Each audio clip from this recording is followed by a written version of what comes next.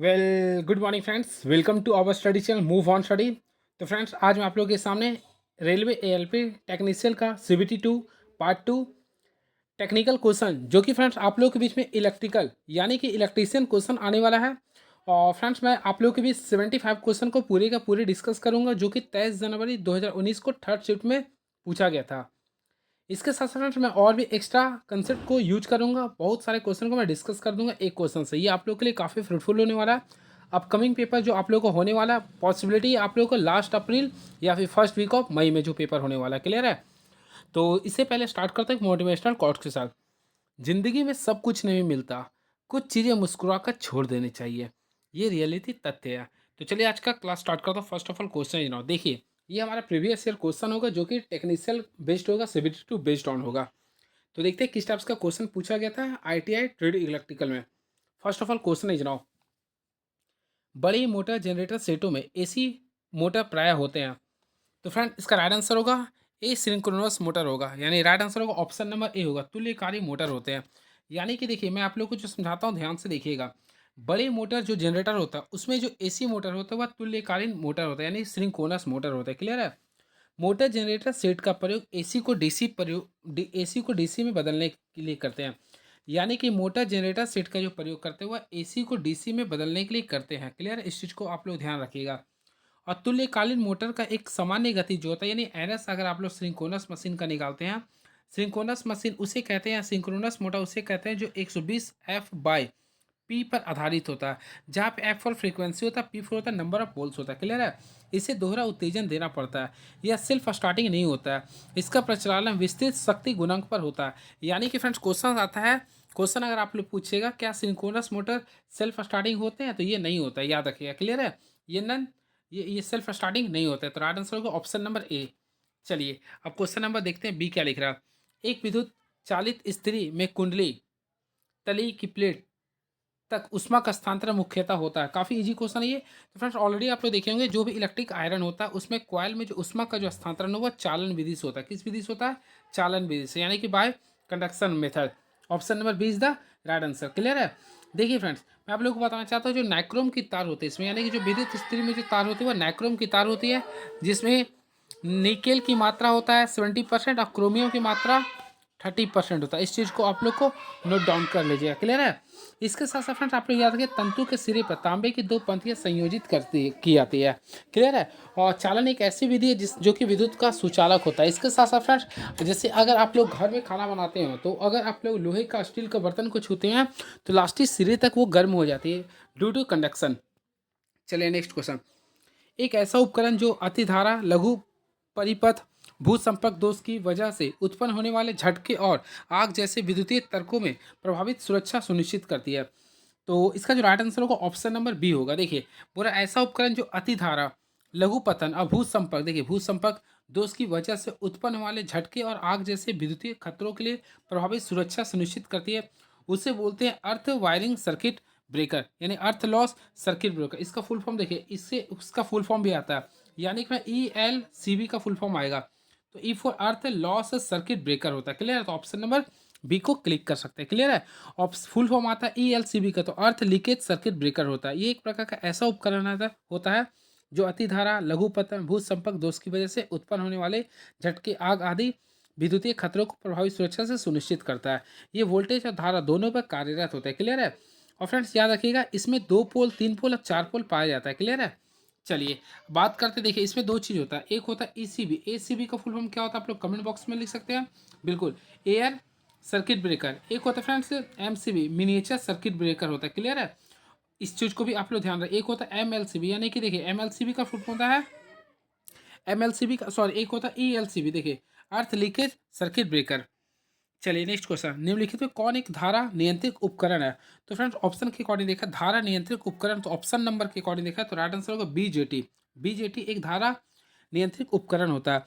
चलिए बात करते हैं BJT का फुल फॉर्म के बारे में। सबसे पहले देखिए, B4 होता है बायपोलर, J4 होता है जंक्शन, T4 ट्रांजिशन, यानी बायपोलर जंक्शन ट्रांजिशन एक प्रकार का धारा नियंत्रित उपकरण होता है। क्लियर है।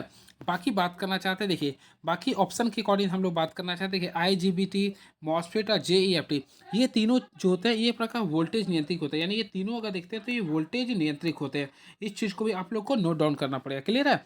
याद रखिएगा BJT यानी कि BJT यानी कि फ्रेंड्स याद रखिएगा बाइपोलर जंक्शन ट्रांजिशन में दो जंक्शन, तीन परत और तीन टर्मिनल होते हैं। यह PNP और NPN प्रकार की होती है और यह प्राय सिलिकॉन और जर्मेनियम जैसे सेमीकंडक्टर का बना होता है। क्लियर है। चलिए नेक्स्ट क्वेश्चन, प्रयुक्त वस्तु को पकड़ने के लिए कौन सा प्लेयर सबसे उपयुक्त होता है? तो याद रखिएगा प्रयुक्त वस्तु को पकड़ने के लिए नोज प्लेयर्स का उपयोग किया जाता है। तो राइट आंसर होगा ऑप्शन नंबर ए होगा, नोज प्लेयर्स होगा। Right answer option number A होगा। यह बिजली के कार्य में उपयोग होने वाली जरूरी औजार होता है। चलिए नेक्स्ट क्वेश्चन देखते हैं क्या लिख रही है। किसी श्रेणी लैंप परिपथ में प्रत्येक बल्ब 2 वोल्ट पर रेट किया हुआ है। 110 AC लाइन पर चलने के लिए श्रेणी में जुड़ने वाले बल्बों की संख्या क्या होगी? काफ़ी इजी से बना सकते हैं। जब भी आप लोग को नंबर ऑफ बल्ब्स निकालना तो कुल वोल्टेज 110 वोल्ट लिख रहा था और बल्ब की रेटिंग 2 था, तो सिंपल में यहाँ से निकालेगा तो 55 आएगा। क्या आएगा? 55 इसका राइट आंसर होगा। तो ऑप्शन के according option number 20 the right answer. प्रतिबाधा और प्रतिरोध का अनुपात क्या होता है? काफ़ी फेमस क्वेश्चन है, होपफुली आप लोग बना भी लिए होंगे।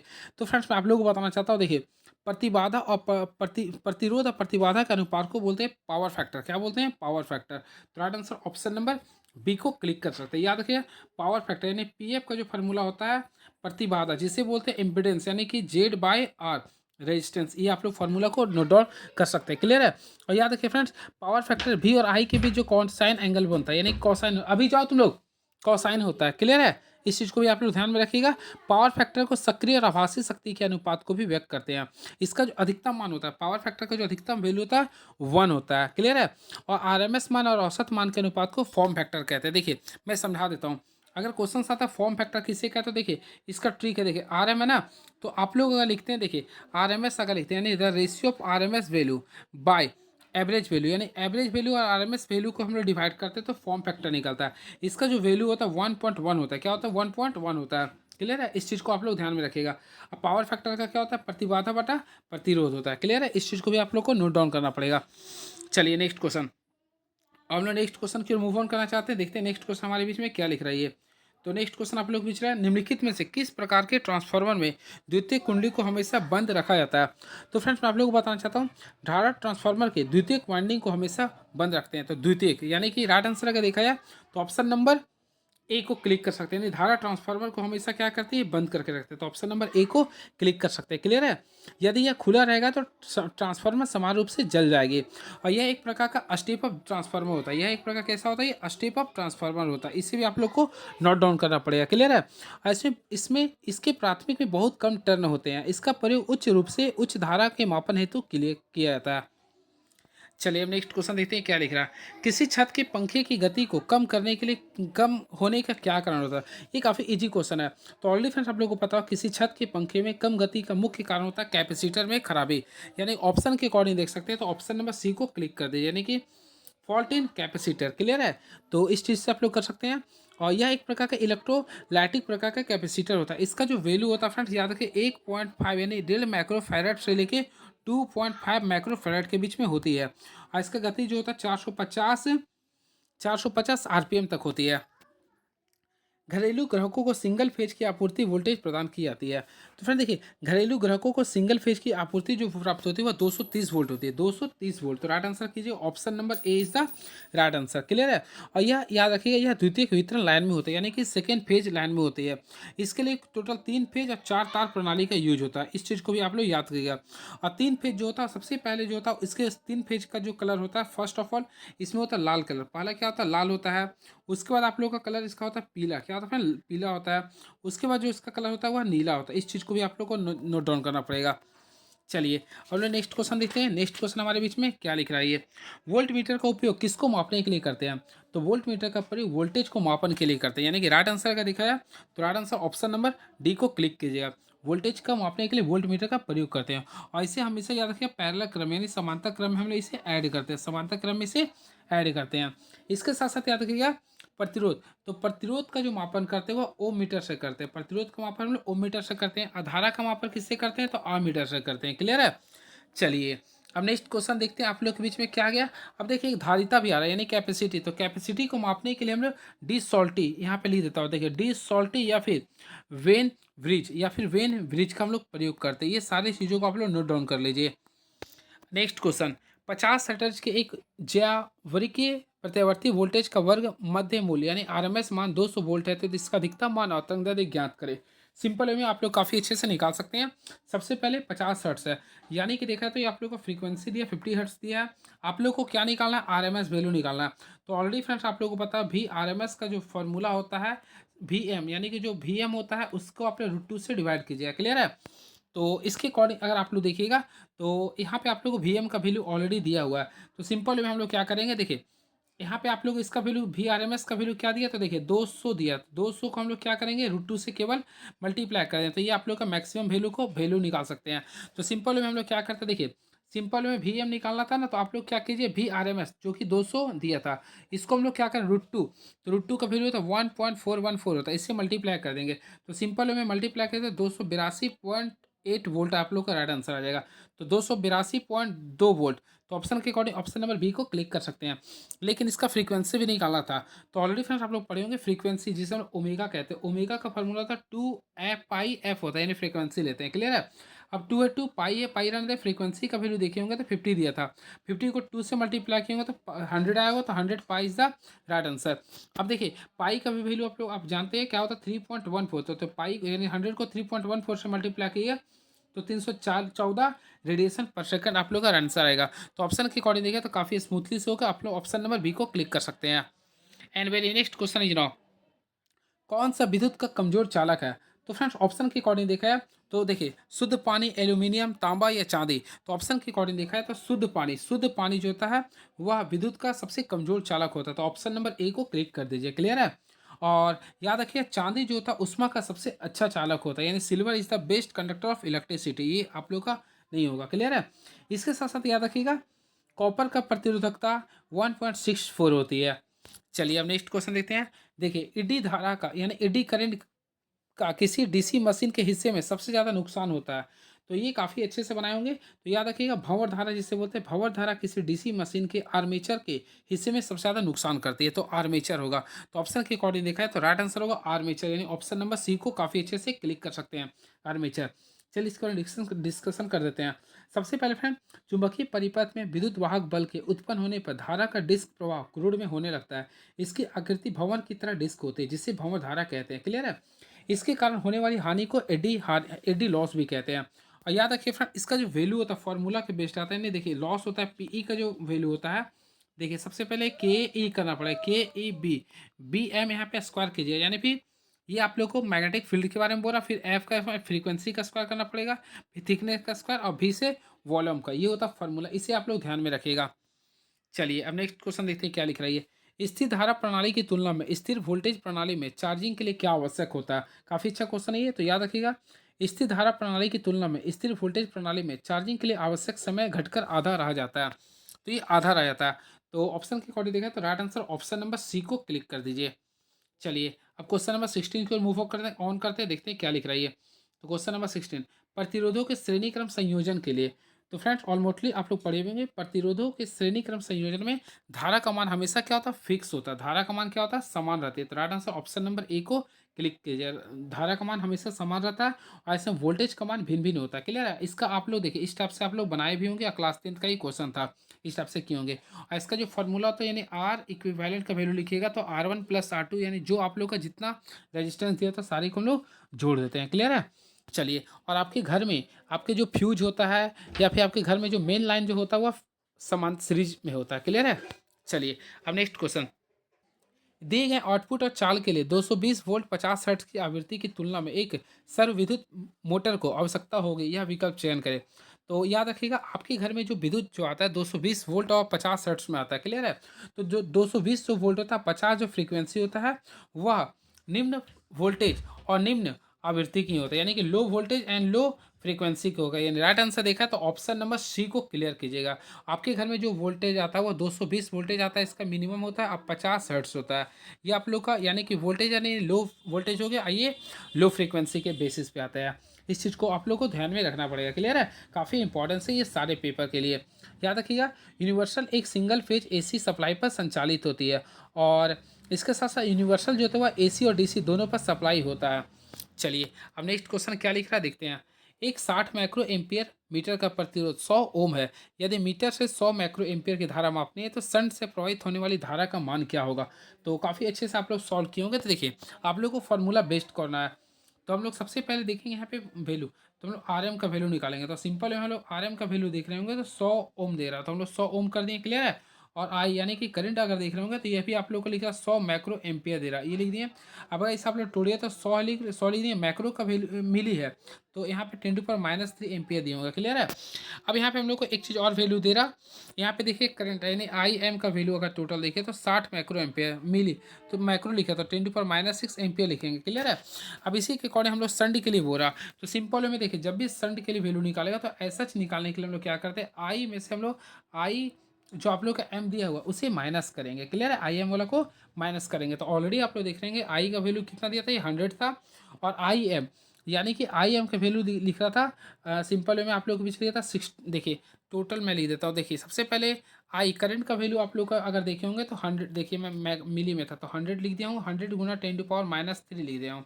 और इसका वैल्यू अगर देखे होंगे तो फ्रेंड इसका वैल्यू लिख रहा था 60 गुना 10⁻6 लिख रहा था। इसे सॉल्व किया तो 99.9 माइक्रो एम्पियर आएगा। तो ऑप्शन के अकॉर्डिंग देखिएगा तो राइट आंसर आएगा option number B is the right answer. Clear है, चलिए अब नेक्स्ट क्वेश्चन। दिए गए विकल्पों से तांबे के बस बार में एल्युमिनियम केबल को जोड़ने के लिए इस्तेमाल किए गए वर्णक की पहचान करें। तो देखिए, जो तांबे के तार का जो प्रयोग करते हैं उसमें हमेशा याद रखिएगा bimetal cable ampere use करते हैं, यानी लग जिसे कहते हैं। तो ऑप्शन नंबर सी को क्लिक कर दीजिए। नेक्स्ट क्वेश्चन, प्रति वर्ग इकाई क्षेत्रफल में फ्लक्स को क्या कहता है। तो फ्रेंड्स, प्रति वर्ग इकाई क्षेत्रफल में फ्लक्स को चुंबकीय फ्लक्स घनत्व कहते हैं, चुंबकीय फ्लक्स घनत्व कहते हैं। यानी राइट आंसर देखा तो ऑप्शन नंबर बी को ए को क्लिक कर दीजिए। Right answer option number A is the right answer. Clear है, इसका फॉर्मूला यानी सबसे पहले इसको बी बोलते हैं, इसका फॉर्मूला था 5/a होता है, 5/a होता है। क्लियर है, अब देखिए इसका यूनिट निकालेंगे तो 5 यानी होता है आप लोग को ऑलरेडी पता होगा 5 का फॉर्मूला जो होता है वेबर होता है। क्या होता है, यानी मैग्नेटिक फ्लक्स का फॉर्मूला होता है वेबर होता है, और एरिया का क्या होता है मीटर स्क्वायर, तो वेबर पर मीटर स्क्वायर। अब इसी वेबर पर मीटर स्क्वायर को हम लोग बोलते हैं टेस्ला। क्या बोलते हैं, टेस्ला। तो ये भी इसका राइट फॉर्मूला होता है सही मात्रा। क्लियर है, वेबर पर मीटर स्क्वायर को टेस्ला कहते हैं। इस चीज़ को भी आप लोग ध्यान में रखिएगा। इसके साथ साथ फ्रेंड्स, चुंबकीय क्षेत्र तीव्रता एक होता है चुंबकीय क्षेत्र तीव्रता, जो कि आप लोगों के बीच में ऑप्शन नंबर बी में लिख रहा। तो चुंबकीय क्षेत्र तीव्रता को हम लोग एच से डिनोट करते हैं। इसका जो फॉर्मूला होता है NI/, देखिए NI/L होता है। क्लियर है, इस चीज़ को भी आप लोग नोट डाउन कर लीजिएगा। और इसका जो SI मात्रक होता है AT, देखिए एम्पियर टर्न पर मीटर होता है, एम्पियर टर्न पर मीटर होता है। चलिए अब नेक्स्ट क्वेश्चन, 3 पॉइंट्स स्टार्टर निम्नलिखित में किसके लिए उपयुक्त होता है। तो ऑलरेडी आप लोग पढ़े होंगे। देखिए 3 पॉइंट्स स्टार्टर का प्रयोग संट और कंपाउंड के लिए किया था, संट और कंपाउंड के लिए होता है। तो ऑप्शन नंबर अगर देखिएगा तो ऑप्शन नंबर आप लोग बी को क्लिक कर सकते हैं। क्लियर है, वही बात करते हैं 2 पॉइंट्स। देखिए 2 पॉइंट्स के लिए देखिए ऑप्शन दिया है, तो 2 पॉइंट्स के लिए हमेशा यूज करते हैं। 2 पॉइंट्स स्टार्टर का प्रयोग डीसी मशीन के लिए करते हैं। किसके लिए करते हैं, डीसी मशीन के लिए करते हैं।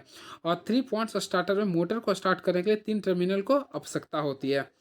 चलिए अब नेक्स्ट क्वेश्चन, रेडिक्स टू किसको दर्शाने के लिए प्रयोग करते हैं। तो देखिए रेडिक्स 2 के बारे में बोल रहा, तो रेडिक्स 2 को अगर आप लोग पढ़े होंगे तो देखिए डी मॉर्गन्स थ्योरम पढ़े होंगे, तो ए इंटरसेक्शन बी है, तो इससे हम लोग मॉर्गन्स कॉम्प्लीमेंट निकालेगा तो क्या होगा, देखिए ए का कॉम्प्लीमेंट कीजिएगा, इंटरसेक्शन है तो यूनियन कर दीजिए, बी का ए कॉम्प्लीमेंट निकाल दीजिएगा। तो राइट आंसर अगर देखा तो ऑप्शन नंबर बी को क्लिक कर सकते हैं। तो option number B is the right answer. बात करते हैं बाइनरी नंबर का, तो फ्रेंड्स याद रखिएगा बाइनरी अंकीय प्रणाली में केवल 2 अंक होते हैं, वो अंक क्या होता है, 0 और 1 होता है। क्लियर है, इस चीज़ को भी आप लोग को नोट डाउन करना पड़ेगा।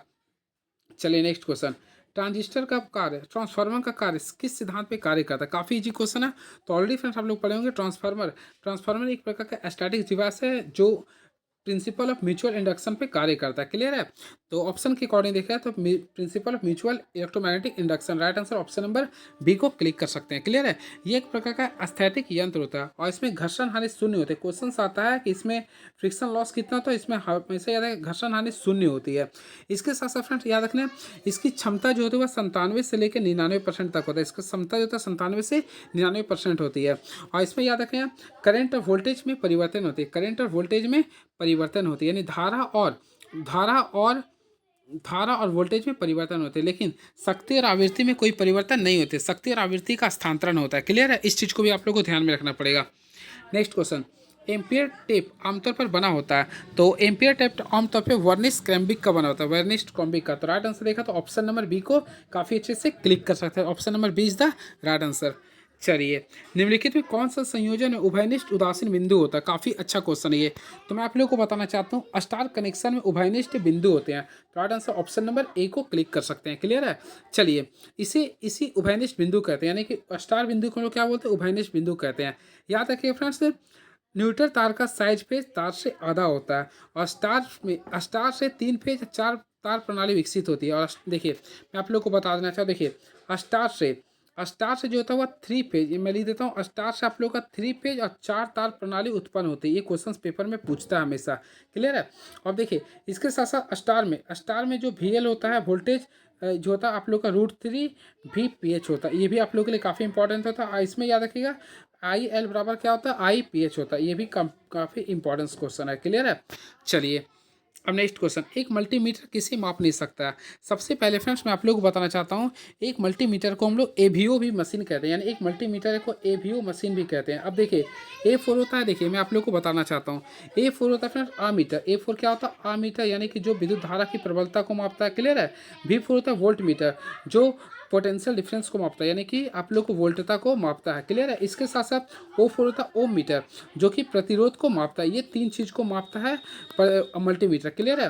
तो देखिए, ये तीनों के अलावा इसमें क्या है? तो धारा को मापता है, वोल्टेज को भी मापता है, प्रतिरोध को भी, लेकिन देखा तो आवृत्ति को ये मापता नहीं है। तो right answer option number D को काफ़ी अच्छे से क्लिक कर सकते हैं। क्लियर है?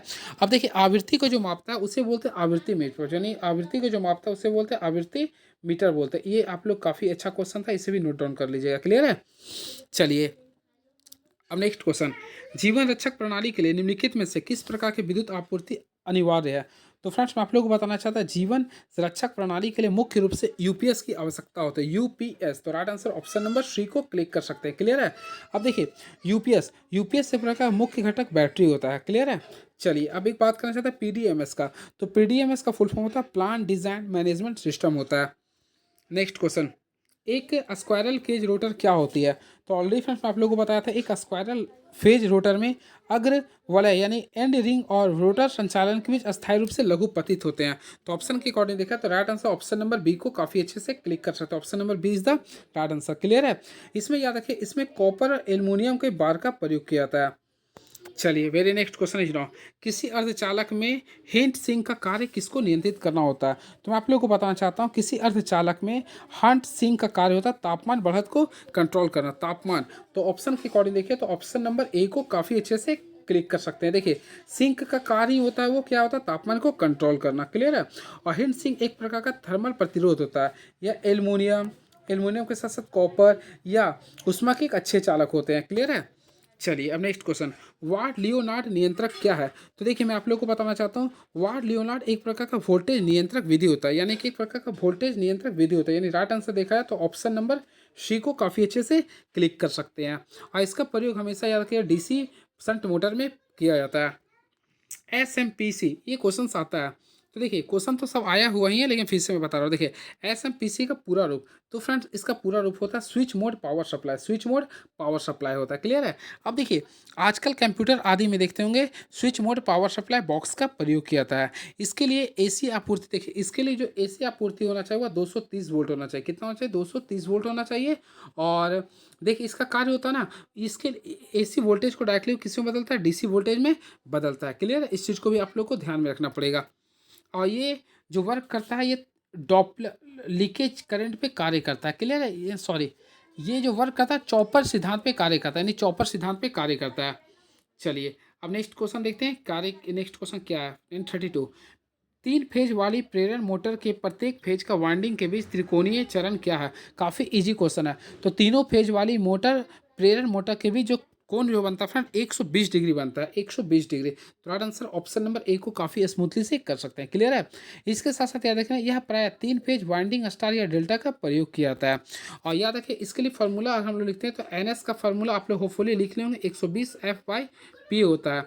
चलिए, और यह एक प्रकार का सेल्फ स्टार्टिंग होता है। औद्योगिक वायरिंग में किस प्रकार का कंडक्टर पाइप का प्रयोग करते हैं? तो फ्रेंड्स मैं आप लोगों को बताना चाहता हूँ औद्योगिक वायरिंग में जस्तीकरण कठोर कंडक्ट पाइप का प्रयोग करते हैं। तो कठोर यानी ऑप्शन नंबर बी को काफ़ी अच्छे से क्लिक कर सकते हैं, यानी option number B is the right answer. Clear है? चलिए अब नेक्स्ट क्वेश्चन, नियत वोल्टेज चार्जर निम्नलिखित में से किसमें मदद करता है? तो इसका जो राइट आंसर होगा ऑप्शन नंबर बी होगा, मदद से चार्ज करने में, यानी right answer option number B को क्लिक कर दीजिए। भू संपर्क दोष कब उत्पन्न होता है? देखिए, when touch an earth fault अगर, तो सिंपल ऑप्शन है। तो देखिए, जब भी याद रखिएगा, जब भू संपर्क की वजह से भू संपर्क जाल पर विभव बढ़ जाता है तो यह उत्पन्न होता है। आप लोग कमेंट बॉक्स में लिखिएगा भू संपर्क जो तार होता है उसका कलर कैसा होता है। आप लोग कमेंट बॉक्स में लिख के बताइएगा इसका कलर कैसा होता है। मैं देखना चाहता हूँ आप लोग को ध्यान में है कि नहीं। भू संपर्क तार का जो कलर कैसा होता है आप लोग कमेंट बॉक्स में लिखिएगा। चलिए, डीसी शंट मोटर, क्वेश्चन ही काफ़ी कॉम्प्लिकेटेड है। देखिए मैं देखता हूँ क्या लिख रहा। डीसी शंट मोटर के उच्च गति सुरक्षा निम्नलिखित में से किसके द्वारा प्रदान नहीं की जा सकती है? तो देखिए, डीसी शंट मोटर में कुल जो सुरक्षा होता है वह 3 फेज में होते हैं। पहला होता है, याद करिए, 2 पॉइंट स्टार्टर होता है, 2 पॉइंट स्टार्टर होता है, 3 पॉइंट स्टार्टर होता है, 4 पॉइंट स्टार्टर होता है। तो इसके अनुसार आप लोग देखिएगा तो 36 का जो ऑप्शन हो गया, सॉरी, इसमें पांचवा नहीं होता, तो right answer option number D को क्लिक कीजिएगा, यानी कि पांचवा को क्लिक कीजिएगा, यानी option number D is the right answer. चलिए अब very next question is now. तो लिख रहा है एक एसी अल्टरनेटिंग करंट परिपथ का रूप फॉर्म किस अनुपात में होता है? तो फ्रेंड्स आप लोग को देखिए, रूप फॉर्म को इंग्लिश में बोलते हैं फॉर्म फैक्टर। अब देखिए फॉर्म फैक्टर को आप लोग तोड़िए, देखिए यहाँ पे फॉर्म फैक्टर लिख रहा ना, तो फॉर्म को अगर आप लोग लिखते, देखिए मैं तोड़ के लिख रहा हूँ, अगर आप लोग फॉर्म को लिखते हैं FORM लिखते हैं, तो सिंपल वे में आप लोग को जो मैं बता रहा हूँ ध्यान से देखिएगा, फोकस कीजिए। देखिए इसमें क्या लिख रहा है, आर एम।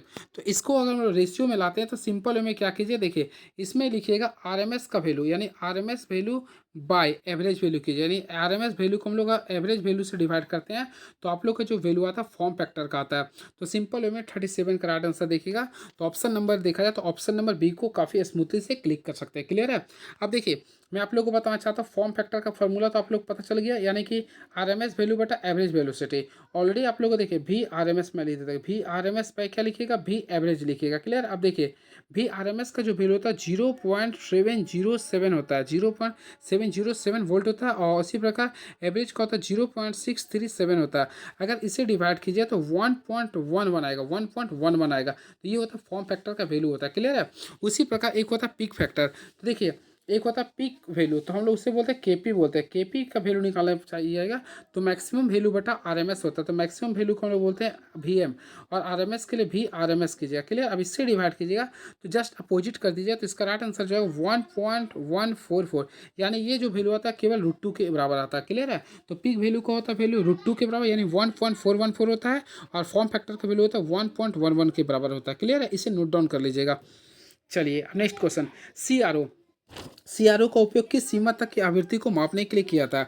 तो फ्रेंड्स मैं आप लोगों को बताना चाहता हूँ सीआरओ कैथोड रेंज ऑडरेटर, तो इसका प्रयोग 1 गीगाहर्ट्ज तक के रेंज को मापने के लिए करते हैं। तो right answer option number C को क्लिक कर सकते हैं। क्लियर है? यह एक प्रकार का ऐसा उपकरण है जो विद्युत राशियों की तरंग आवृत्ति के पर्दे पर स्पष्ट देखा जा सकता है। चलिए अब नेक्स्ट क्वेश्चन, निम्नलिखित में कौन एक रिचार्जेबल ड्राई सेल नहीं है? तो देखिए रिचार्जेबल ड्राई सेल नहीं है, तो ऑप्शन आप लोग को देख रहा है यहाँ पे, ऑप्शन के अकॉर्डिंग देखना पड़ेगा। Nickel metal hydride, lithium ion alkali, निकल कैडमियम। तो ऑप्शन के अकॉर्डिंग देखा है तो फ्रेंड्स ऑप्शन नंबर सी को क्लिक कर सकते हैं काफ़ी अच्छे से। तो अल्कली जो होता है आप लोग का डबल रिचार्जेबल नहीं होते हैं। क्लियर है? याद रखिएगा सेल 2 प्रकार के, एक होता है प्राइमरी सेल यानी PC कर सकते हैं, एक होता है सेकेंडरी सेल यानी SC कर सकते हैं। क्लियर है? प्राथमिक सेल के गुण होते हैं, सबसे पहले इसमें EMF का जो वैल्यू होता है वह बहुत ही कम प्रोड्यूस होता है। क्लियर है? इसके साथ साथ इसका टाइम यानी टाइम जीवन काल बहुत ही कम होता है, लेस होता है, और इसे पुनः आवेशित नहीं कर सकते हैं। इसका वजन काफ़ी हल्का होता है। वही बात करते हैं सेकेंडरी सेल का, तो इसका EMF अधिक होता है, इसका जीवन काल अधिक होता है, इसे अवशोषित कर सकते हैं, यानी पुनः चार्ज कर सकते हैं। यदि देखिए नेक्स्ट क्वेश्चन 40, यदि आभासी शक्ति सक्रिय शक्ति के बराबर पाई जाती है तो प्रणाली का शक्ति गुणांक क्या होगा? तो देखिए इसमें आप लोग काफ़ी अच्छे से कर सकते हैं। जब भी देखिए यहाँ पे क्वेश्चन लिख रहा है यदि आभासी शक्ति सक्रिय शक्ति के बराबर हो जाए तो क्या होगा, सिंपल में आप लोग को पता होगा आभासी शक्ति का फॉर्मूला क्या होता है। देखिए आभासी शक्ति का वैल्यू होता है VI। क्लियर है? अब ये बोल रहा यदि आभासी शक्ति सक्रिय शक्ति, और सक्रिय शक्ति का फॉर्मूला होता है वी आई कॉस फाई, इसके बराबर हो जाए, यानी कॉस फाई के बराबर हो जाए, तो बोला शक्ति गुणांक क्या होगा, यानी कॉस फाई। तो ये एक काट दिए, तो ये बच गया। तो सिंपल में कॉस फाई का वैल्यू क्या बचा, देख रहे हैं यूनिटी आ गया। तो right answer option number B को कर दीजिए, यानी 1 आ गया, यूनिटी आ गया। क्लियर है, तो काफ़ी अच्छे से क्लिक कर सकते हैं। बात करते हैं फ्रेंड्स आप लोग के बीच में पावर फैक्टर का। तो सिंपल वे में याद रखिए, पावर फैक्टर को हम लोग कॉस फाइव बोलते हैं। क्या बोलते हैं, कॉस फाइव बोलते हैं। कॉस फाइव का जो फार्मूला होता है याद रखिएगा, सक्रिय शक्ति यानी कि एक्टिव पावर बटा वर्चुअल पावर होता है। और एक्टिव पावर का जो वैल्यू होता है याद रखिए वी आई कॉस फाई। देखिए वी आई कॉस फाई, और वर्चुअल जो होता है वह केवल वी आई होता है। क्या होता है, ये वी आई भी कैंसिल कर दिए तो कॉस फाई आएगा ना, तो इस टाइप से भी आप लोग कर दीजिएगा। और वी तथा आई के बीच में जो कॉसाइन एंगल बनता है, क्या बनता है, कॉसाइन एंगल बनता है। और शक्ति गुणक जो होता है इसे हम लोग बोलते हैं प्रतिरोध बटा, यानी कि देखिए आर बाई जेड बोल सकते हैं। क्लियर है ना, the ratio of resistance by impedance is known power factor. Clear है। और याद रखिए शक्ति गुणक को के डब्ल्यू या के डब्ल्यू रेटिंग में भी करते हैं, यानी इसका जो गुणक जो होता है वह किलो वाट या फिर किलो वोल्ट एम्पियर भी हम लोग कहते हैं। नेक्स्ट क्वेश्चन देखिए, इसमें आप लोग को टोटल एम्पियर मीटर द्वारा इसमें आप लोग को वॉल्यूम निकालना, कुल कितना होगा रेजिस्टेंस करंट निकालना है। सिंपल वे में देखिए, ये करंट जो आप लोग का श्रेणी क्रम यानी सीरीज में है, तो 10 ओम 10 ओम, तो टोटल कितना आ गया, 20 ओम आ गया। अब वही देखिएगा वोल्ट कितना लिख रहा, 50 वोल्ट लिख रहा। तो करंट का फार्मूला क्या होता है, वी बटा आर। तो वी का वैल्यू 50 था, आर का वैल्यू 20 था। साफा साफी डिवाइड किया तो उसमें 2.5 एम्पियर आएगा। तो ऑप्शन के अकॉर्डिंग देखा तो 2.5 एम्पियर, यानी option number A is the right answer. चलिए 42 नंबर देखते हैं। एक विद्युत एसएम में लाइन और भूसंपर्क बीच लगाए गए तड़ित रोधक का क्या कार्य होता है। तो फ्रेंड्स याद रखना, ये हमेशा सुरक्षा प्रदान यानी विद्युत झटके से बचाता है। तो टर्मिनल उपकरण के परिगामी पृथक्करण को सुरक्षा प्रदान करता है, यानी option number B is the right answer. चलिए नेक्स्ट क्वेश्चन, निम्नलिखित में कौन सा ट्रांसफार्मर इनपुट की तुलना में कम वोल्टेज देता है। तो ऑलरेडी फ्रेंड्स आप लोगों को पता होगा ट्रांसफार्मर के दो प्रकार होते हैं, एक होता है स्टेप अप, देखिए एक होता है स्टेप अप होता है, देखिए एक होता स्टेप अप होता है, एक होता स्टेप डाउन होता है। देखिए दोनों के बारे में डिस्कस कर देता हूँ। स्टेप अप ट्रांसफार्मर उस ट्रांसफार्मर को कहते हैं जो लो वोल्टेज को हाई में बदलता है। देखिए लो को हाई में बदलता है, यानी लो को देखिए हाई में जो बदलता है उससे बोलता है स्टेप अप ट्रांसफार्मर। और स्टेप डाउन जो होता है वो हाई को किस में बदलता है, वो लो में बदलता है। हाई को किस में बदलता है, वो हाई को लो में कन्वर्ट कर देता है। क्लियर है। स्टेप अप ट्रांसफार्मर में याद रखिएगा, इसमें वोल्टेज की मात्रा अधिक होता है, इसमें वोल्टेज की मात्रा अधिक होती है, और स्टेप डाउन में वोल्टेज की मात्रा कम होती है। क्लियर है। वही लेकिन यहाँ पे याद रखिए स्टेप अप ट्रांसफार्मर में करंट की मात्रा कम होती है, यानी करंट की मात्रा कम होती है, और इसमें करंट की मात्रा अधिक होती है। अब देखिए इसमें जो रेशियो होता है, यानी के का जो वैल्यू होता है ग्रेटर देन 1 होता है, इसमें के का जो रेशियो होता है लेस देन 1 होता है। इस चीज़ को भी आप लोग याद रखिएगा। तो फ्रेंड्स क्वेश्चन लिख रहा है कौन सा ट्रांसफार्मर इनपुट की तुलना में कम वोल्टेज आउटपुट देता है। तो ऑलरेडी आप लोग समझ गए होंगे मैं क्या बोलना चाहते हैं। तो कम देता है, वोल्टेज की बात करना चाहते हैं, तो देखिए स्टेप डाउन जो होता है वो कम वोल्टेज देता है। तो right answer option number B को क्लिक कर सकते हैं। क्लियर है, इस चीज़ को आप लोग ध्यान में रखिएगा। और इसमें इसका जो शक्ति गुणांक होता है वो हमेशा 1 से कम होता है, इस चीज़ को भी आप लोग को ध्यान में रखना पड़ेगा। चलिए, एक विद्युत स्त्री इलेक्ट्रिक आयरन के तापमान को किसका उपयोग करके नियंत्रित कर सकते हैं। तो सिंपल वे में काफ़ी इजी क्वेश्चन है ये। तो इसके लिए हम लोग बायोमेट्रिक स्ट्रिप का यूज करते हैं, बायोमेटालिक स्ट्रिप का यूज करते हैं। क्लियर, इसे थर्मोस्टेट भी कहते हैं। क्लियर है। चलिए अब नेक्स्ट क्वेश्चन है आप लोग का 45। एक बक कन्वर्टर का उपयोग किसके लिए किया था। सबसे पहले देखिए एक होता है बक, एक होता है बूस्ट। देखिए एक होता है बक होता है फ्रेंड, एक होता है बूस्ट। देखिए आप लोग मैं बोलता हूँ बूस्टअप कीजिए, तो बूस्टअप का अर्थ होता है अपने, देखिए बूस्टअप का अर्थ होता है ना अपने वोल्टेज को अगर आप बढ़ा रहे हैं, यानी कि जब इंक्रीज कर रहे हैं तो बूस्टअप हो रहा। अब बक का अर्थ होता है आप वोल्टेज को लो कर रहे हैं, तो इससे हो गया बक हो गया। तो यहाँ पे क्वेश्चन के अकॉर्डिंग आप लोग देखिए क्या हो रहा है, बक, तो यानी वोल्टेज को घटाने के लिए। तो सिंपल में ऑप्शन नंबर सी को काफ़ी अच्छे से क्लिक कर सकते हैं। क्लियर है। अब बक कन्वर्टर जो होता है वो DC टू DC ही होता है, ये चीज़ भी आप लोग को ध्यान में रखना पड़ेगा। क्लियर है। और यह स्टेप डाउन या बक रेगुलेटर भी इसे कहते हैं। चलिए अब क्वेश्चन नंबर 46 में आते हैं। तो 46 नंबर, किस प्रकार के रोटर पर लपेटे जाने वाले चालकों के लिए समांतर खांचों में युक्त बेलनाकार लैमिनेटेड कोर होते हैं। तो फ्रेंड्स मैं आप लोगों को बताना चाहता हूँ, सर्पी वाले रोटर में समांतर स्लॉट के साथ बेलनाकार परतदार कोर चालक लपेटे होते हैं। तो राइट आंसर देखा जाए तो ऑप्शन नंबर सी को क्लिक कर सकते हैं। Option number C is the right answer. देखिए एल सीरीज MCB यानी मिनिएचर सर्किट ब्रेकर का उपयोग किस प्रभावी रूप से किया था। तो काफ़ी अच्छे से आप लोग कर लिए होंगे। तो इसका फ्रेंड लाइटिंग और हीटिंग क्लिक करते हैं, यानी तापन और त्वरित परिपथ क्लिक करते हैं। ऑप्शन नंबर डी को काफ़ी अच्छे से क्लिक कर सकते हैं। क्लियर है। देखिए एमसीबी क्या है, तो ऑलरेडी आप लोगों को पता होगा एमसीबी यानी miniature circuit breaker.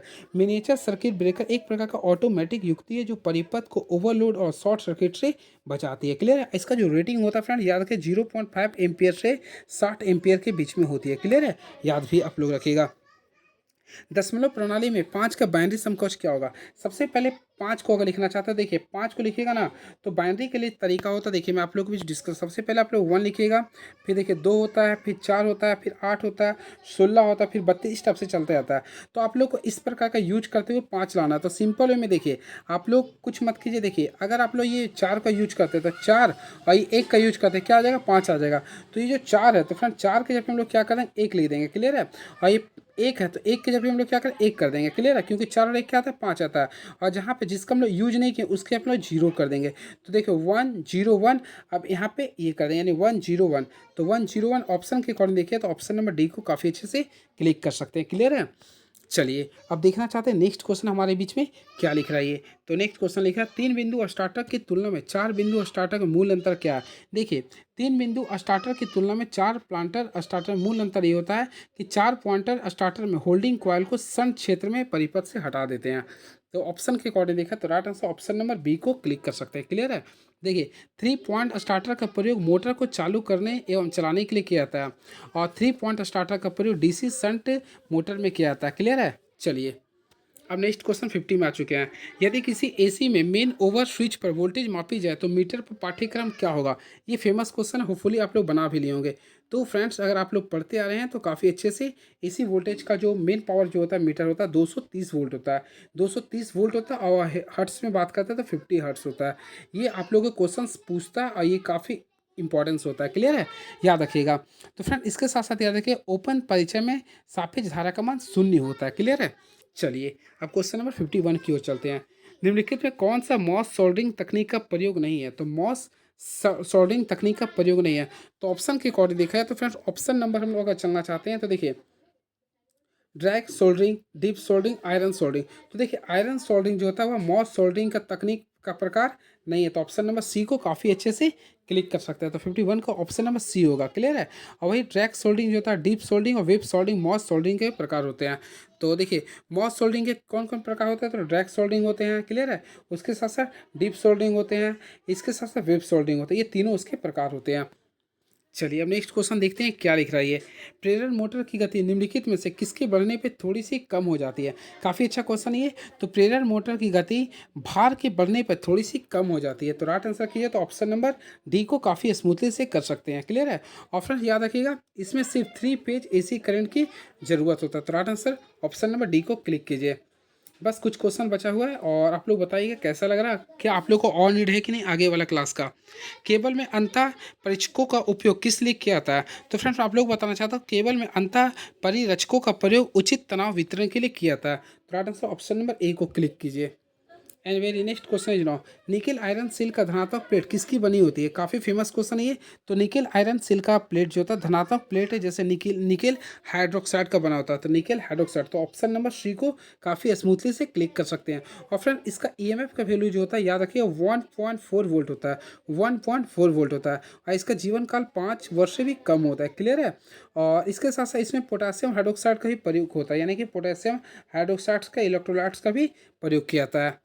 Very next question is now धारा को मापने के लिए किसका उपयोग किया था। अभी जस्ट मैं बताया था धारा को मापने के लिए फ्रेंड्स हम लोग ए मीटर का यूज करते हैं, आ मीटर का प्रयोग करते हैं। क्लियर है। अब देखिए ऑप्शन नंबर सी कीजिएगा। वही बात करते हैं मेगर का। तो मेगर को हम लोग बोलते हैं ए भी हो। देखिए ए फोर हो गया देखिए ए भी हो। अभी जस्ट मैं बताया था फ्रेंड्स ए फोर आप लोग बता सकते हैं क्या होगा। बिल्कुल ए फोर होता है ए मीटर को मापता है, बी फोर वोल्ट मीटर को मापता है और सी फोर करेंट को ओम मीटर को मापेगा, यानी कि प्रतिरोध को मापेगा। क्लियर है। चलिए थर्मामीटर क्या होता है। तो थर्मामीटर क्या होता है टेम्परेचर को मापता है। क्लियर। इस चीज़ को भी आप लोग को ध्यान में रखिएगा। इसके साथ साथ देखिएगा धारा को मापने के लिए एमीटर का तो प्रयोग करते ही हैं और इसे हमेशा श्रेणी क्रम में ऐड करते हैं, यानी श्रेणी क्रम में ऐड करते हैं। इसका आंतरिक प्रतिरोध 0 होता है। क्लियर है। चलिए नेक्स्ट क्वेश्चन बीएच वक्र में एच क्या दर्शाता है। काफ़ी अच्छा क्वेश्चन है ये। तो बीएच वक्र में बी चुंबकीय फ्लक्स घनत्व को दर्शाता है। तो ऑप्शन के अकॉर्डिंग देखिए तो ऑप्शन नंबर सी को क्लिक कर दीजिए। क्लियर है। चलिए अब नेक्स्ट क्वेश्चन देखते हैं क्या लिख रहा है। एक डीसी सीरीज मोटर किसके लिए उपयुक्त होता है? काफ़ी अच्छा क्वेश्चन है ये। तो एक डीसी श्रेणी मोटर क्रेन के लिए सबसे उपयुक्त होती है। तो ऑप्शन के अकॉर्डिंग देखा तो क्रेन, ऑप्शन नंबर बी को काफ़ी अच्छे से क्लिक कर सकते हैं। इसका प्रारंभिक टॉर्क काफ़ी उच्च होता है, क्लियर है। और डीसी शंट मोटर का उपयोग पंप, खराद, पंच प्रेस के लिए भी किया जाता है। नेक्स्ट क्वेश्चन देखिए, नेक्स्ट क्वेश्चन क्या लिख रहा है। डीसी मशीन के किस भाग को बार बार मरम्मत की आवश्यकता होती है? तो ऑलरेडी फ्रेंड्स आप लोगों को पता होगा, डीसी मशीन के कम्यूटेटर और ब्रूस वाले भाग को बार बार मरम्मत की आवश्यकता होती है। तो राइट आंसर देखा तो ऑप्शन नंबर बी को काफ़ी स्मूथली से क्लिक कर सकते हैं। Option number B is the right answer, clear है। चलिए अब नेक्स्ट क्वेश्चन देखते हैं क्या लिख रही है। विद्युत शक्ति का ऐसा ही मात्रक क्या होता है? काफ़ी इजी क्वेश्चन है अब तक का। तो विद्युत शक्ति का ऐसा मात्रक था किलो वाट घंटा। क्या होता है? किलो वाट घंटा, यानी ऑप्शन नंबर बी को क्लिक कर दीजिएगा। चलिए कुछ ऑपरेशन कर देता हूँ ताकि आप लोगों को अच्छा लगे। जूल, तो फ्रेंड ऑलरेडी पता है विद्युत धारा, सॉरी, जूल जो होता है कार्य का या फिर ऊर्जा का ऐसा मतलब क्या होता है? जूल होता है, क्लियर है। वही एचपी, तो एक एचपी बराबर कितना होता है? तो ऑलरेडी आप लोगों को पता होगा 746 वाट होता है। एक एचपी बराबर 746 वाट होता है, क्लियर है। सॉरी, एक वाट बराबर 746 एचपी होता है, क्लियर है। अब कूलम, विद्युत आवेश का क्या होता है? कूलम होता है। एक थ्री फेजी प्रतिवर्तक में तीन कुंडलियों को एक दूसरे से कितने डिग्री पर रखा जाता है? अभी जस्ट मैं बताया था। तो जब भी थ्री फेज के लिए बोलेगा तो फ्रेंड 120 डिग्री कीजिएगा। क्या कीजिएगा? 120 degree is the right answer. थोड़ा मिस्टेक हुआ था, देखिए एक एचपी का जो वैल्यू होता है 746 वाट होता है, क्लियर। इस चीज़ को आप लोग नोट डाउन कर सकते हैं। चलिए अब फ्रेंड्स क्वेश्चन आता है, देखिए ये थ्री फेज बोला ना, ये तो थ्री फेज का देखिए कलर पूछता है। तो कलर में फिर से डिस्कस कर देता हूँ, आप लोग कमेंट बॉक्स में लिखिएगा। देखिए कलर में आप लोग के बीच में डिस्कस कर रहा हूँ, आप लोग कमेंट बॉक्स में लिखिएगा। देखिए एक कलर ये होता है पहला कलर, क्लियर है। उसके बाद जो कलर होता है देखिए इस टाइप से कलर होता है, क्लियर है। और थर्ड जो कलर होता है इस टाइप से होता है। ये कलर आप लोग का थ्री फेज का होता है। और सबसे ऊपर जो होता है वह भू संपर्क तार होता है जो कि ग्रीन होता है। ये होता है करंट के लिए, ठीक है। और सबसे जो नीचे होता है वह होता है न्यूट्रल तार। ये आप लोग का 4-5 जो मैं बताऊँ काफ़ी इंपॉर्टेंस होता है, क्लियर है। चलिए अब नेक्स्ट क्वेश्चन देखते हैं आप लोग के बीच में क्या लिख रहा है ये। तो फ्रेंड्स नेक्स्ट क्वेश्चन लिख रहा, ग्लैमनिक आइसोलेशन किस ट्रांसफार्मर में प्रयोग किया था? तो काफ़ी अच्छा क्वेश्चन है ये। तो ग्लैमनिक आइसोलेशन का प्रयोग ऑटो ट्रांसफार्मर में किया था। तो right answer option number C को क्लिक कर दीजिए। ऑप्शन नंबर सी को काफ़ी अच्छे से क्लिक कर सकते हैं। मैं आप लोगों को बताना चाहता हूँ, ऑटो ट्रांसफार्मर में केवल एक ही वाइंडिंग होता है। यानी क्वेश्चन आता है एक ही वाइंडिंग किस ट्रांसफार्मर में आता है? तो केवल एक ही वाइंडिंग आप लोग का होता है आइसोलेशन में, यानी कि ऑटो ट्रांसफार्मर में। और ये जो वर्क जो करता है सेल्फ इंट्रोडक्शन, सेल्फ प्रेरण पे, यानी कि एक होता है म्यूचुअल इंडक्शन, एक होता है सेल्फ इंडक्शन। तो सेल्फ इंडक्शन पे ये वर्क करता है, क्लियर है। इसके साथ साथ स्टेप ऑफ ट्रांसफार्मर में ऑटो वोल्टेज इनपुट से अधिक होती है। नेक्स्ट क्वेश्चन, तो हम लोग आते हैं 62 क्वेश्चन नंबर में। सोल्डरिंग के लिए अनुशांसित संरचना क्या होती है? तो फ्रेंड्स मैं आप लोगों को बताना चाहता हूँ, सोल्डरिंग के लिए सबसे अनुशांसित जो संरचना होती है वो लैप वाइंडिंग होती है। क्या होता है? लैप वाइंडिंग या फिर लैप जोड़। तो ऑप्शन नंबर बी को काफ़ी स्मूथली से क्लिक कर सकते हैं। And very next question is now, शीत कैथोड डिस्चार्ज या अनवेशन विधि का प्रयोग किसके लिए किया जाता है? तो इसका जो राइट आंसर होगा मरकरी पेपर के लिए करते हैं, यानी कि नहीं नहीं सॉरी, नियोन गैस के लिए होता है। जो कैथोड जो आप लोग देखते होंगे काफ़ी मात्रा में देखते होंगे, तो जो भी शीत कैथोड जो डिस्चार्ज होता है उसमें नियोन लैम्प का प्रयोग किया जाता है, क्लियर है। इसके साथ फ्रेंड्स याद रखें, इसमें कांच के बल्ब के अंदर दो इलेक्ट्रोड एक दूसरे के पास स्थित होता है। इसमें जो बल्ब होता है 10 mm यानी 10 mm दाब पर नियोन गैस भरी होती है। चार्ज करते समय लीड एसिड बैटरी विद्युत अपघटन के विद्युत विशिष्ट घनत्व में क्या परिवर्तन लाती है? तो फ्रेंड्स मैं आप लोगों को बताना चाहता हूँ, चार्ज करते समय लीड एसिड सेल के विद्युत अपघटन के रूप में किया था। तो राइट आंसर जब भी किया था तो यह चार्ज क्या था? बढ़ जाती है। क्या होती है? बढ़ जाती है। नेक्स्ट क्वेश्चन, BFW यानी कि इसका फुल फॉर्म होता है वेरिएबल फ्रीक्वेंसी ड्राइव का आउटपुट तरंग रूप क्या होता है? तो इसका जो राइट आंसर होगा ऑप्शन नंबर डी होगा, pulse extensive modulate sinusoidal wave होता है। फ्रेंड्स आप लोग बताइए, साइनोसाइडल वेव आप लोग देखें, देखिए इस टाइप से होता है, यहाँ पे वर्गाकार होता है और इसका वैल्यू क्या होता है? हमेशा 1 होता है। इस चीज़ को भी आप लोग को ध्यान में रखना पड़ेगा, क्लियर है। साइनोसाइडल वेव का जो वोल्टेज होता है 1 होता है। देखिए 3 चीज़ मैं बता रहा हूँ। सबसे पहले फॉर्म फैक्टर की बात करते हैं, तो फॉर्म फैक्टर का जो वेव होता है 1.1 होता है। फिर देखिए साइनोसाइडल की बात करना चाहते हैं 1 होता है, क्लियर है। अब एक और क्या था, मैक्सिमम के लिए बोले थे, तो √2 का वैल्यू यानी 1.414 होता है। इस चीज़ को तीनों से याद कर लीजिएगा। किसी मोटर को एक जनरेटर के रूप में कार्य करने के लिए उसमें क्या होना चाहिए? तो देखिए किसी मोटर को एक जनरेटर में कार्य करने के लिए सबसे पहले रोटर को इसका स्टेटर के तुल्यकालिक गति से अधिक तेज में घूमना चाहिए। तो ऑप्शन नंबर ए को क्लिक कर सकते हैं आप लोग, क्लियर है। और इसका स्लिप का मान ऋणात्मक भी हो सकता है। चलिए तीन फेज के लिए संतुलित और असंतुलित दोनों तरह के विद्युत मापन के लिए कम से कम कितने वाट मीटरों की आवश्यकता होती है। जब भी कम से कम बोलती है तो हमेशा याद रखिए फ्रेंड्स, हमेशा तीन फेज के संतुलित और असंतुलित दोनों तरह के विद्युत शक्ति मापन के लिए कम से कम 2 वाट मीटर की आवश्यकता होती है। तो right answer option number B को काफ़ी अच्छे से क्लिक कर सकते हैं। क्लियर है। और क्या, कुछ नहीं, चलिए देखते हैं। यदि फेज वोल्टेज का मान स्टार परिपथ में 230 वोल्ट है तो लाइन वोल्टेज का मान क्या होगा। सिंपल वे में फ्रेंड्स आप लोग को फॉर्मूला का यूज करना पड़ेगा। देखिए स्टार कनेक्शन में देखिए वी एल यानी लाइन वोल्टेज का जो वैल्यू होता है √3 टाइम्स होता है आप लोग का स्टार यानी कि वी फेज के लिए होता है, यानी वी पी एच के लिए कीजिएगा। तो सिंपल में देखिए √3 करना पड़ा और आप लोग इसका वैल्यू निकालिए तो 240 था। तो अगर इसे आप लोग मल्टीप्लाई करते तो 415 वोल्ट आएगा। तो ऑप्शन के अकॉर्डिंग देखा तो 415 वोल्ट ऑप्शन नंबर बी को काफ़ी अच्छे से क्लिक कर सकते हैं। चलिए अब हम लोग देखना चाहते हैं क्वेश्चन नंबर क्या आ चुके हैं 69 में। सेतु मापन में तापमान नियंत्रक आवश्यक है क्योंकि तापमान में अंतर के कारण अंतर होता है। तो देखिए आप लोगों को मैं बताया था व्हीट स्टोन ब्रिज के बारे में क्वेश्चन बोल रहा 69। तो सेतु मापन में तापमान नियंत्रक आवश्यक है क्योंकि तापमान में अंतर के कारण प्रतिरोध में अंतर होता है। तो राइट आंसर कीजिए ऑप्शन नंबर सी को क्लिक कीजिए। Option number C is the right answer. Clear है। चलिए अभी टेस्टोन ब्रिज के द्वारा ही मध्यम के प्रतिरोध को मापते हैं। चलिए अब नेक्स्ट क्वेश्चन, बस 5 क्वेश्चन और है। एक एकल फेज प्रेरण ऊर्जा मोटर में अधिकतम बलाघूर्ण तब उत्पन्न होता है जब सन चुंबकीय फ्लक्स क्या होता है। तो फ्रेंड्स याद रखिएगा इसमें जो होता है वह 90 डिग्री के पश्चिमगामी होता है, आपूर्ति से 90 डिग्री पश्चिमगामी होता है तभी ये होता है। नेक्स्ट क्वेश्चन, निम्न आरेख में दर्शाइए कि जोड़ किस प्रकार का है। तो देखिए ऑप्शन के अकॉर्डिंग देखा है तो ये जो जोड़ है आप लोग का रैट टेल जोड़ होता है। तो right answer option number D को क्लिक कीजिएगा। Option number D is the right answer. इस्पात के खंभे को किससे बचाने के लिए पेंट किया था। तो ऑलरेडी फ्रेंड्स आप लोगों को पता होगा इस्पात के खंभे को हम लोग जंग से बचाने के लिए क्या करते हैं, पेंट करते हैं। तो right answer option number C होगा। संलयन गुणक हमेशा कितना होना चाहिए। तो फ्रेंड्स आप लोग को हमेशा याद रखिएगा what should be fusing factor always be. तो फ्यूजिंग फैक्टर्स का वैल्यू होना चाहिए हमेशा जो होना चाहिए वह 1 से अधिक होना चाहिए। ये काफ़ी अच्छा क्वेश्चन है, हमेशा क्या होना चाहिए, मोर देन 1 होना चाहिए। क्लियर है। और और देखिए इसका जो मेन वैल्यू होता है 1.5 एम्पियर होता है, तो देख सकते हैं ज़्यादा होता है ये। चलिए अगला क्वेश्चन, घरेलू वायरिंग एवं छोटे इकाइयों के लिए सुरक्षा उपाय के रूप में किसका उपयोग करते हैं। तो फ्रेंड्स मैं आप लोग को बताना चाहता हूँ घरेलू वायरिंग एवं छोटी इकाइयों में सुरक्षा उपायों के लिए एमसीबी जिसे बोलते हैं मिनिएचर सर्किट ब्रेकर का हम लोग प्रयोग करते हैं। तो right answer option number B को कर सकते हैं। एमसीबी का जो रेंज आता है 0.5 एम्पियर से, देखिएगा लिख देता हूँ 0.5 एम्पियर से 60 एम्पियर के बीच होता है इसका रेंज होता है। क्लियर है। अब एक होता है एमसीसीबी। देखिए एमसीसीबी, तो एमसीसीबी का फुल फॉर्म होता है मॉडल केस सर्किट ब्रेकर होता है। क्लियर है। और इसका जो रेंज होता है 25 एम्पियर से लेके 2500 एम्पियर तक होता है। क्लियर है। और इस सी ए बी ने इसका फुल फॉर्म होता है एयर सर्किट ब्रेकर होता है। क्लियर है। ओसीबी का फुल फॉर्म होता है ओएल सर्किट ब्रेकर होता है। फिल्टर परिपथ में इंडक्टर का कार्य क्या है। तो फ्रेंड्स मैं आप लोगों को बताना चाहता हूँ फिल्टर परिपथ में इंडक्टर का कार्य होता है एसी को रोकना और डीसी को पार करना। यानी ये एसी को रोकने का कार्य करता है और डीसी को पार करने का कार्य करता है। यानी ऑप्शन नंबर देखा है तो right answer option number A होगा। क्लियर है। और याद रखिएगा इंडक्टर में यानी कि एक्सल का जो फार्मूला होता है ऑलरेडी आप लोग पढ़े होंगे 2 पाई फ्रीक्वेंसी इंटू एल होता है, 2 पाई FL होता है। क्लियर है। और वही डीसी की स्थिति में एफ जो होता है वह देखिए ये डीसी की स्थिति में एफ बराबर होता है एक्सल के रूप में आता है। क्लियर है।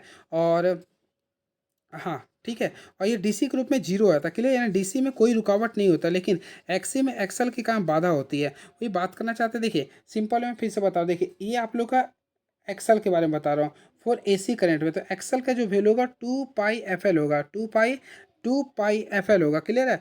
लेकिन वही हम लोग डीसी की बात करते हैं तो इसमें क्या होता है, सॉरी डीसी की बात करना चाहता है तो इसमें फ्रेंड 0 हो जाएगा। क्लियर है। एक होता है एक्सी, तो एक्सी को बोलते हैं देखिए एक्सी यानी होता है कैपेसिटर के फॉर्म में। तो इसका फॉर्मूला अगर निकालिए तो 2 पाई, देखिए 2 पाई होता है। क्लियर है। और इसमें भी याद रखिएगा इसमें डीसी की स्थिति में ये आप लोग का डीसी की स्थिति में इसका वैल्यू जो होता है वह इन्फिनाइट होता है क्योंकि 0/1/0 कीजिए तो ये क्या होगा, इन्फिनाइट हो जाएगा। ये क्वेश्चन पूछता है। तो डीसी की उपस्थिति एक्सी यानी कैपेसिटर में इन्फिनाइट्स होता है। क्लियर है। ये भी आप लोग को ध्यान में रखना पड़ेगा। और फिल्टर का उपयोग डीसी को शुद्ध करने में किया जाता है। तो ये रहा फ्रेंड 75 टोटल क्वेश्चन आज का। तो आप लोग कमेंट बॉक्स में ये सारी चीज़ को बता दिया था ना। हाँ तो आप लोग कमेंट बॉक्स में बताइएगा आप लोग का ये मेरा डिस्कशन कैसा लगा। उसके बाद मैं नेक्स्ट वीडियो में आता हूँ तो फिर से आप लोगों को बताऊँगा। और भी मेरे पास बहुत सारा क्वेश्चन है, सारी चीज़ों को मैं बताऊँगा प्लेटफॉर्म के। फिर से ज़िंदगी में सब कुछ नहीं मिलता, कुछ चीज़ें मुस्कुरा कर छोड़ देना चाहिए। चलिए, thank you so much. Bye, Sagar Kumar. Thank you so much for the best.